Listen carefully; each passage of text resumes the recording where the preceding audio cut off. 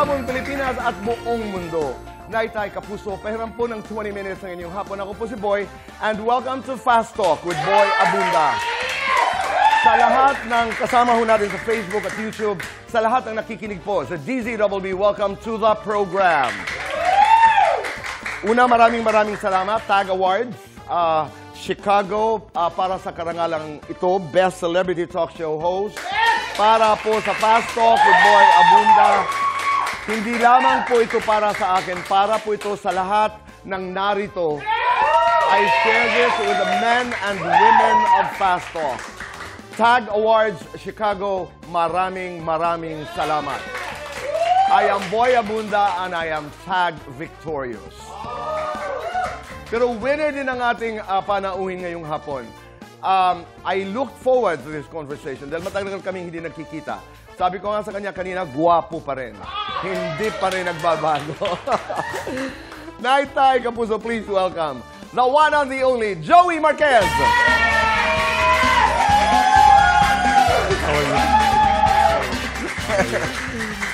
Kumusta?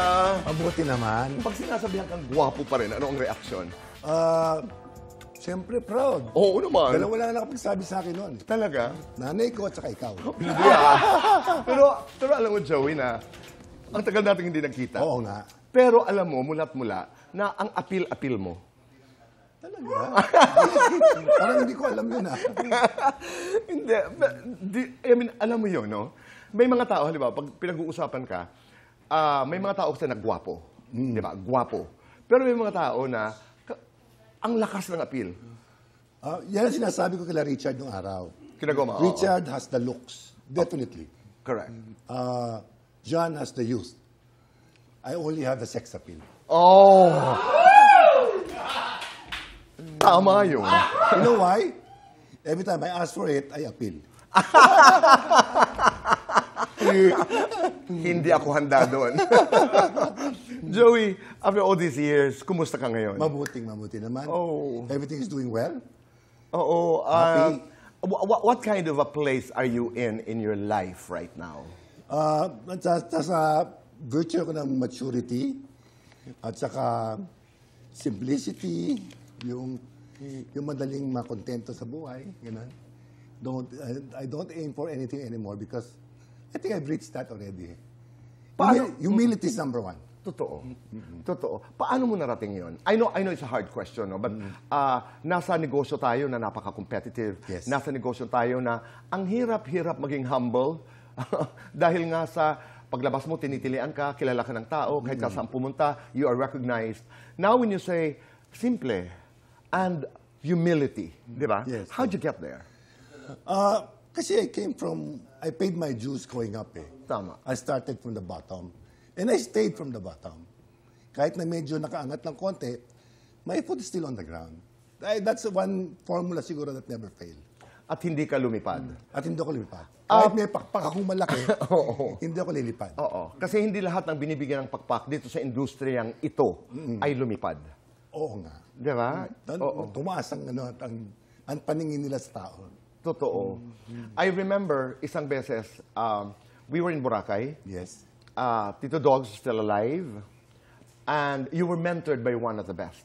Oh yeah, definitely. You were mentored by one of the very best. yes. Nasa labas kami ng hotel. Palagay ko you were inside. Basta ito sa big group, no? Nasa ibang hotel. And then, ikunikwento ko lamang po ito because I'd like to share with you that particular experience of who handled your career. Yes. Diba? Alam mo, habang dumadaan ng tao, because I was doing television already during that time, pag may mga lumalapit, tapos napapalitrato, tapos nililingon ka, tapos nakangiti, sabi ni Tito Dogs, alam mo, Boy, ang ibig sabihin yan, gusto ka nila. Pagkatapos, halimbawa, hi Tito Boy, napalitrato, etc. Pag nilingon ka at may ngiti, oo. So I can imagine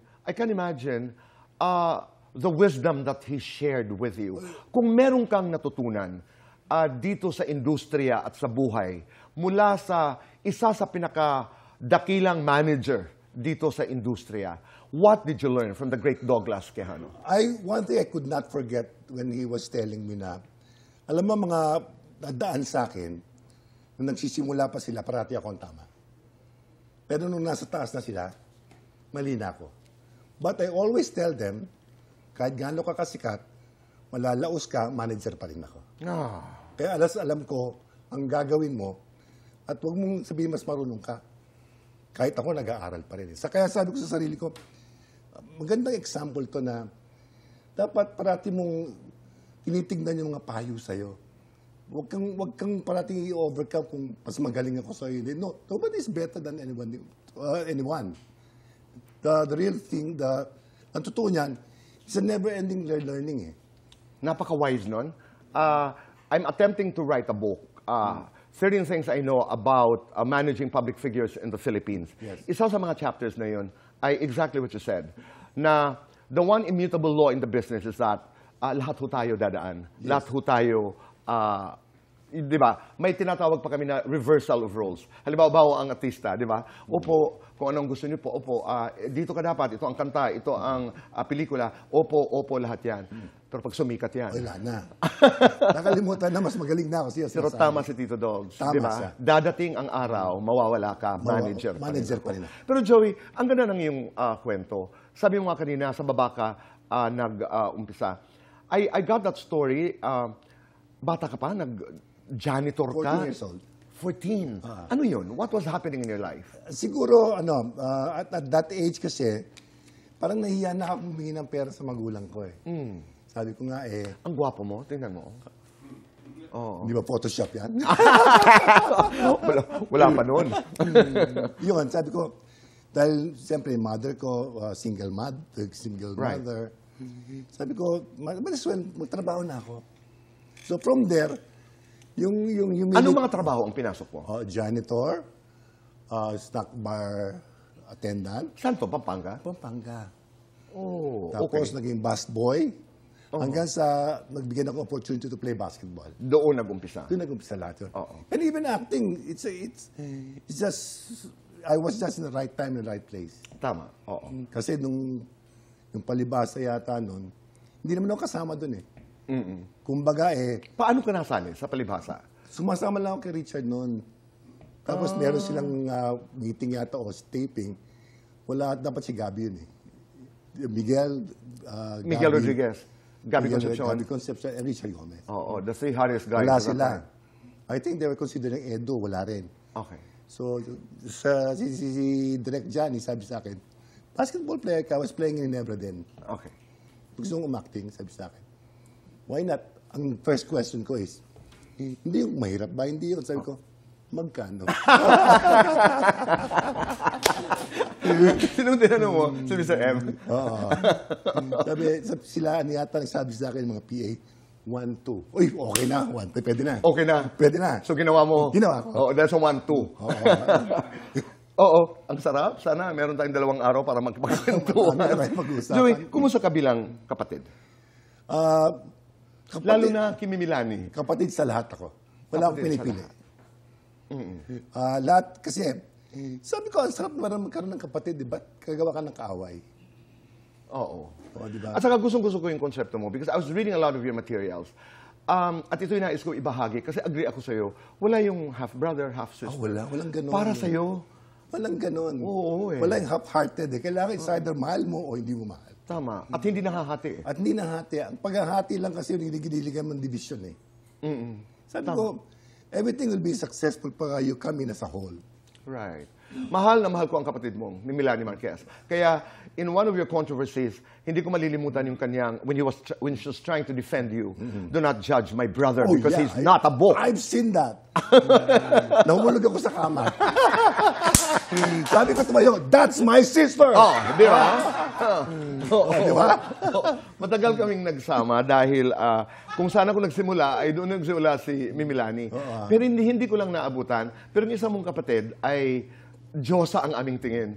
Ang ate Via Hoffman. Oo. She was the model, no? Siya yung medyo nasa high fashion ng konti. At nag-produce pa ng pelikula. Oo, Oo, nag-produce high fashion talaga. Pero kitita kong siyang suni ko rin nag-modelo si Via. Pero sa mga kapatid yun. At na lipat yan sa iyong mga anak because with your children, wala rin mga half-half. Wala. Kapatid. Kumusta ka bilang tito? Kina Michelle, halimbawa. Si Michelle kasi last time nakita ko sa bata pa siya eh. I think she was just 12 years old, 13 years old. But I realized then, kasi nakita ko maganda siya, sabi ko, there's one day magiging beauty queen ta. Naging beauty queen nga. Beauty queen. At saka you're very, very supportive. Naalala ko yung kwento ni Winwin, yung may hiniling siya, tumihingi. What's the story about the painting? Malang ba? Was it a malang? Ma'am, alam, napasubo ako dun eh.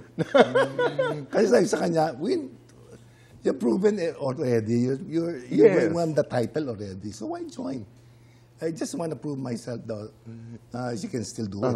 O sige, sabi ko, mag-top 10 ka lang, you get this painting. Nag-runner up. So nakuha niya yung pinakagusto niya. Umiiyak ako doon, binibigay ko sa kanya. Lalo na pag collector ka. Oo, kasi I love paintings eh. What can I do para mabigyan mo rin? Join the beauty contest. Nanigurado ka naman, hindi ako makakakuha. Joey, you have 16 children. Yes, I have. Kaya mo pangalanan mula sa pinakapanganay? Oo naman. Sige nga. Okay. JJ, Jeremy, Jessem, JB, Paulo, Jerica, Win-Win, George, Win-Win, Zia, na ano ko, chronological dapat eh. Si Joey Ann, Jetsela, Joey G, Paulo, Jacob. 14. Tapos may dalawa akong ano. Yun. Yes. Wow. How proud are you as a father? I'm very proud to be a Kasi father. meron kang psychologist, meron kang abogado, meron kang... Magiging dalawa, abogado ko. Magiging dalawa na, di ba? Nangilabot ako, beauty queen, may entrepreneur. You're very proud as a father. I'm very proud. Anong klaseng tatay ka? Tatay na dapat gawin ng responsibility without asking anything back. No. Kasi sabi ko nga I just want to remind some children here, no, sa mga sons and daughter na ang tatay, bibigay niya lahat kahit nahihirapan na siya. But he will never ask anything back. Oo. Kahit nahihirapan siya, hindi kikibuyan. Kaya sabi ko, always love your parents. Especially your father. Tama. Oo. Alam ko na ako isinusulong ko yung Make Your Nanay Proud. Pero parati kong sinasabi na pag sinabi kong Make Your Nanay Proud, kasama ang tatay doon. Dahil wala namang tao na walang tatay at nanay. Totoo yan. Oo. Kasama na rin dito kasi yung development ng bata. Pagka yung nanay at tatay nagsisiraan, naapektuhan yung bata eh. That's one of my law. Wala kayong sisiraan na kahit na sino. Sa mga bata. Sa mga bata, sa mga nanay, sa mga tatay. Kung wala kayong masabi maganda, don't talk anymore. Don't say anything na lang. Don't say anymore. Oo. At saka ako talaga uulitin ko, ang pinakamagandang konsepto ay walang half-brother, walang half-sister, magkapatid tayo. Tama. Ang sarap. Kasi nadala mo yan mula doon sa iyong mga relasyon, sa mga kapatid mo, doon sa iyong mga anak. At habang pinag-uusapan po natin ang batas, exciting ho ito dahil isa sa mga isinusulong na batas ngayon ni Senator Lacson, I just read about it, ay yung pag-alaga ng mga anak sa kanilang mga magulang. Of course, may mga exceptions po yung batas na yon. Kasi mainit na pinag-usapan ito sa social media.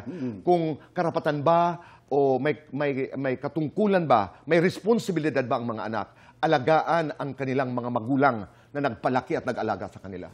Para sa akin, wala eh. Talaga. Kasi bilang magulang, ako kasi hindi ko tinuring na investment ng mga anak eh. Yung tinuring ko siyang responsibilidad. Oo. Na kailangan gawin ko lahat para sa magandang future nila. Kung sumikat sila, yumaman sila, I promise myself, kahit may sakit ako, kahit nasa kali na lang ako, I will never burden them. You're the type, no? I'm that type. May pride ako eh. Oo. Siguro mali, pero sabi ko, But that's you. Nagbibigay ka, ay wala akong ini-expect na kapalit. wala. Dahil tatay ako. Basta sinasabi ko lang sa kanya, do best in life and be successful. And that's more than enough. Oo. Yun na ang iyong kaligayahan. Yun ang kaligayahan ko. Oo. Maligaya din kami dahil hanggang ngayon ay napanatili niyo ni Alma Moreno, ni Ness, ang inyong napakagandang relasyon. Best friend ko siya. Sabi niya, to quote her, sabi ni Ness, best friend ko si Joey. Paano nangyari yun? Ang ganda. Kasi siguro, na-realize namin pareho na kailangan i-consider namin ng mga anak namin. Kung whatever na mag-aaway kami, maapektuhan yung mga bata. So what we did, sabi ko, hindi man tayo naging tumagal ng husband and wife, but we can be friends or best friend by doing that para naman ma-compensate naman yung lungkot ng mga anak natin naghiwalay tayo. I even got a story na pag may halimbawa ibinibigay ka sa kanyang regalo o tulong, idinadaan mo kay Malu Quintana, your partner Oo, today. siyempre parang yung due respect din. Pagpapakita ng respeto. Respeto sa lahat. Kasi siyempre kung kapartner mo, kung mo siyang blind side, kailangan alam din niya because that are partners for eh. Oo. They're good friends. They're good friends. Sarap. And they're good friends also. Oo. All of them are good friends. Galing mo. Sabi ko nga, nagkamali na ako, umubuso na ako, bakit po pa gagawing malala? Siguro I have to solve it in a good way. I totally agree. Pero right at this point, we'll have to do fast. Yes, I love that. Joey, una mo talaga maraming salamat sa iyong pagdalaw sa amin dito. Ay, Kuya Boy. Salamat talaga. It's an Maraming honor. I've always wished na sana nandito ako parati. Oo. Kasi ito, pwede tayo mag-usap ngayon, buhay at showbiz. One day, we will talk about politics. I like that. Just talk about politics na yan. Yeah. Okay. Joey, Chong o Manong? Chong, Pampanga, Manila. Pampanga. Mataas, malaki. Malaking mataas. Tabi-tabi po sa mga bata. Ang ano, malambot, matigas. Sobra. Maginoo, pilyo. Pilyo, siyempre. Matinik, maharot. Matinik. Sense of humor o sex appeal. Sex appeal. Basketball o golf. Basketball. Kulog o kidlat. Kulog. Ambon, bagyo. Bagyo. Paboritong Pampanga dish. Burong. Mustasa. Paboritong kinakanta sa videoke. O sinusyalan. Videoke. Once I was afraid. Kung di ka artista, ano ka ngayon? Kasi bala ko na maging doktor eh. Maling akala ng mga tao sa'yo. Playboy ako. Mas mainit. Wala ako na. Playboy kasi, di lang man playboy, mapagmahal lang. Mamaya, pag-uusapan natin yan. Mas mainit, panahon o ikaw? Ako. Mas masarap, ulam o ikaw? Ako. Mas mahirap, maging anak o maging ama? Ama. Mas masakit, mabusted o makipag-break? Mabusted, siyempre. Oo, hindi depende. Tatanggap ng gay role? Oo, tumanggap. Oo, hindi depende. Babalik sa politika? Hindi na. Oo, hindi depende. Magretiro sa showbiz? Hindi rin. Oo, hindi depende. Makikipagkaibigan sa lahat ng ex? Oo naman. Lights on or lights off? Turn on. Happiness or chocolate? Happiness. Best time for happiness? Every day. Kung pelikula ang buhay mo, ano ang title, Joey? Hercules. Okay. Masaya ang buhay ko ngayon dahil... Dahil kumpleto ako, andyan ang mga anak ko, andyan ang mga minamahal ko, andyan lahat ng kaibigan ko. Ito ang tanong. Kanina nasabi mo, there was a time that ang barkada mo sila, Goma, sila, John Estrada came later. Yung pagiging babaero ba, was that an image or how real was that? That's number one. Number two, para sa'yo, Joey, ano dapat ang alam ng mga babae? Dapat malaman ng mga babae tungkol sa lalaki. At ano ang dapat malaman ng mga lalaki tungkol sa mga babae? Ang kasagutan sa pagbabalik po ng Fast Talk with Boy Abunda.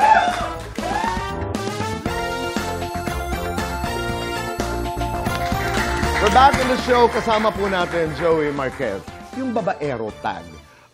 Kapanahonan ni Goma, ni John, palibhasa. Yes. Diba? Pag sinabing Joey Marquez, patawad, pero isa sa mga salitang pumapasok sa isipan ay sex appeal at babaero. Sa mga peers natin, kami, isang, idol ang tawag sa amin doon eh. Idol. Hindi babaero. Sa mga babae, yun ang tawag sa amin, babaero. Pero sabi ko, hindi po Sa mga lalaki, idol. Idol ang tawag. Okay. Hindi po ako babaero, mapagmahal lang po. Oo. Kasi I remember once when my mother told me, never say no to a woman. Kabastusan yan. Bastos yun. Kailangan respect the women, whatever they like, whatever they want, always yes. Okay. So, kung nagkakasabay-sabay yung request, Okay. paano naman yun? Time management.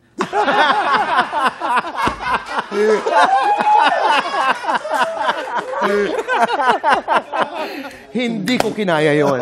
So ano ang art of time management? Siyempre, you have to differentiate breakfast, lunch, and dinner. Wala kang pinagdaanan, Joey, na may nagsalubong. Meron din. Alam mo, sabi ko nga yan, I just probably thought of having many options until I find the one. And you found? And I found the one. Oo. That's why I stopped. What is the best thing about Malu? Very understanding. Oo. And she listens. At saka, siguro she accepted me for what I am. Sabi ko nga sa kanya, Malu, don't have a mistake of changing me. Let me change. Just don't dictate the changes. On my own? On my own. Galing. Kasi one day, I will realize that I have to change. But does it follow that you wouldn't do also anything to change her? No, I won't. You will also allow her to change Yes. on her sabi ko own? sa kanya. Oo. Kasi para patas. Doon ang ultimate time na talagang kayo na talaga. Oo. Ano ang dapat malaman ng mga lalaki? Sa iyong opinion lang, tungkol sa mga babae and vice versa. Sabi ko na nga sa kanya Sabi ko, parati ko sinasabi sa kanya Alam mo, during my time, hindi ako basta-basta pumunta sa babae. Kailangan pinag-aaralan mo na sila. Know your women so that you'll be the best for them. Oh, okay. One, treat them as a princess. Eventually, pagka medyo talagang in love ka na, treat them as a queen. Okay. And then, give in to what they want, but tell them what you don't want. You have to be honest with them. Okay. Yun ang dapat malaman ng mga kababaihan. Yeah, at saka don't ever hurt them physically. No, don't do that. That's a no-no. Even our peers magalit sa ganun Ano ang dapat malaman ng mga babae tungkol sa lalaki? Men are born polygamous. Oh, okay. By nature. Ang lalaki talaga minsan naghahanap.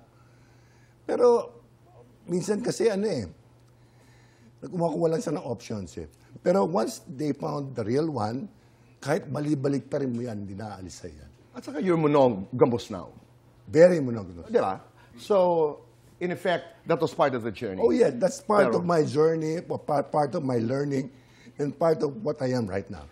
Joey, maraming salamat. Ang dami kong natutunan, lalong-lalo na po sa time management. God bless you. Thank you for being here. Maraming It's an salamat. honor, Kuya Boy. I will see you again here on the show. Hopefully. Okay.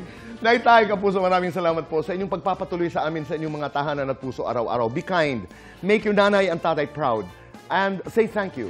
Do one good thing a day and make this world a better place. Goodbye for now, and God bless.